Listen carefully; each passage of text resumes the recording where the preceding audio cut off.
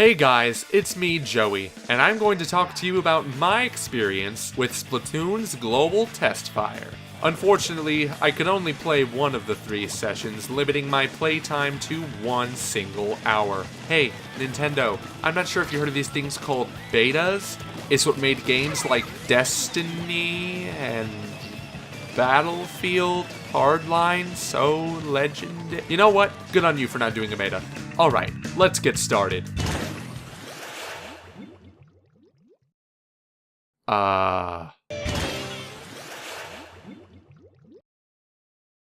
Oh no. Oh, come on! Whew, that went better than expected. Okay, let's see here. Okay, I'm not that white. The tutorial it throws you in is very straightforward, teaching you the basic mechanics, and I got used to them surprisingly quickly. The only thing that threw me off were the default motion controls, in which you have to tilt the Wii U gamepad to aim vertically. It felt pretty good, but I preferred turning it off after my first match. Now, let's get to the dirty stuff. This global Testfire put to rest any worries I had about Splatoon. I was concerned about this game after last week's Direct, which basically stated, hey, you're not getting the full game at launch, blah blah blah monthly events, blah blah blah free DLC, blah blah blah gotta buy amiibo to do special missions, hell yeah! You see, I'm willing to forgive all this because it's so fun! The only mode available during the Testfire was Turf War, which involves your team covering the stage with as much of your ink as possible.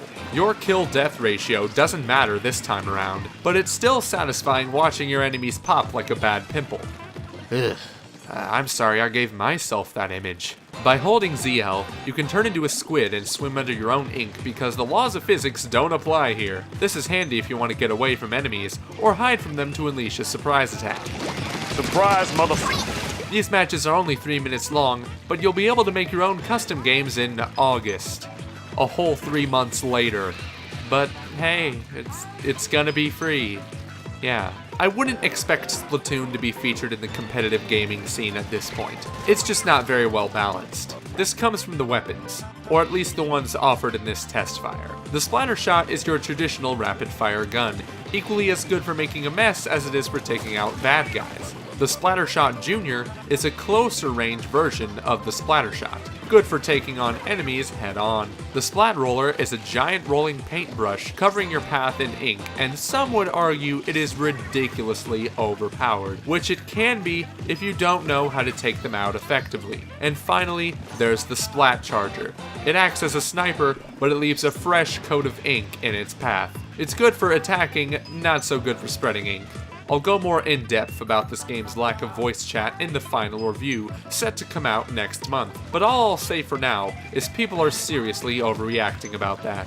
Thanks to this global Testfire and its ridiculously short length, tempting me to want to play more, I definitely won't hesitate to buy Splatoon day one. If you want to know more of my thoughts, check out my article on nerdreactor.com. And if you want to see my final review of Splatoon, be sure to subscribe, and I will pay you handsomely in rich weekly content. Until next time, I'm Joey Ferris, and I'll see you on the next ride.